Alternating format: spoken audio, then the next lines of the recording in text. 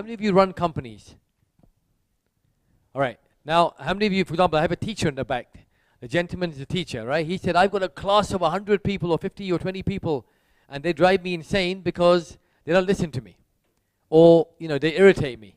So I get angry. So I said to him, imagine him being able to sit down with his students and asking the question, if there was one emotion you could add in your life, what would it be? And somebody says, oh, more courage, more this, more that. And he gets to know that. And he finds out what the pattern is for them to feel that. He could actually motivate every single person. Now, this in some way is somewhat like a classroom, somewhat.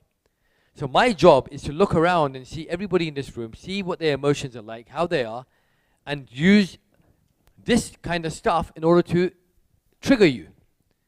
So this is really a fantastic blueprint. So here's an example. I'm asking you to do one emotion. You could actually have 4 or 5 negative emotions. You could be angry, frustrated, you could be depressed, you could be lonely, right? Let's say 4. And you could now say, okay, what happens when I'm lonely? I sit there and I grumble, I moan, I talk like this. And you write it down.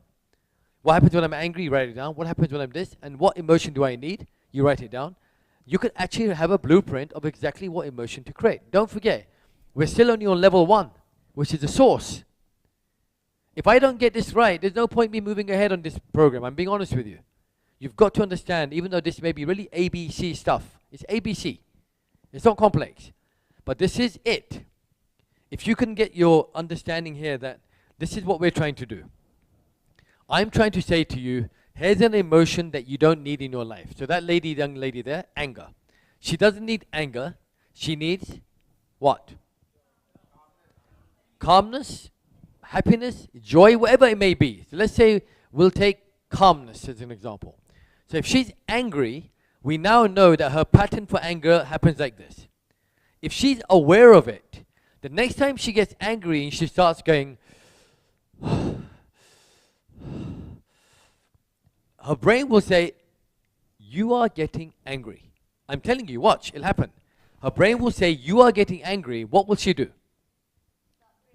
She'll do a pattern interrupt. It's called a pattern interrupt, which means she may actually sit down. She may actually go and do something. She may actually say, you know what, I'll come back in a minute. She may go to the bathroom. She may wash her face. She may drink a cup of tea. She may do something. But because she's aware now of the pattern, she has to interrupt it. Does the brain like anger? No, it doesn't like negative emotions. It moves away from pain. And the reason why she doesn't get away, she gets angry, because right now anger is serving her really well. It gives her attention from her husband. When she's angry, the husband comes running and says, oh, there, baby, let's go on holiday again. That's what he does. He'll take her on holiday twice a month. Now he's going to increase it to 3 or 4 times maybe, because every week, holiday chill for a whole week. No headache. It's true. So what does she do? She uses anger to get her attention. Now she's going to say to herself, how can I change this behavior? Because holidays give me temporary happiness. I want permanent happiness.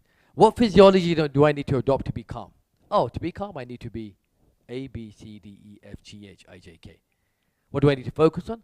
I need to focus on how good my husband is, how good my life is, how good my family is, how good everything is, how good my house is, how good my environment is, how good is the fact that I'm living in this beautiful house.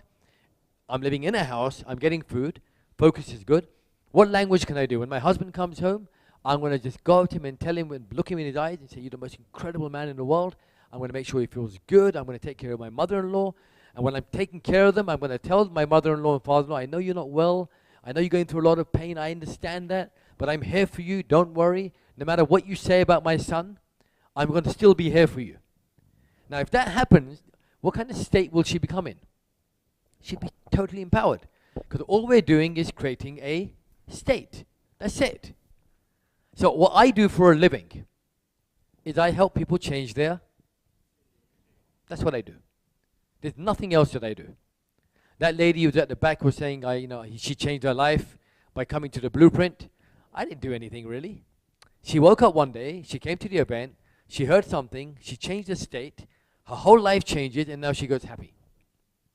So that is all of it. Other people will say, you know what, I need to work on this, and work on this, and work on this, and work on this. So if I'm happy, if she's happy, what does she need to believe to be happy? She needs to believe that in-laws are really good. She needs to believe that life is really good. She needs to believe her husband is really good. If she believes that, she'll also be happy. But that's still hard work. When you're going through a tough time, big positive beliefs is hard work.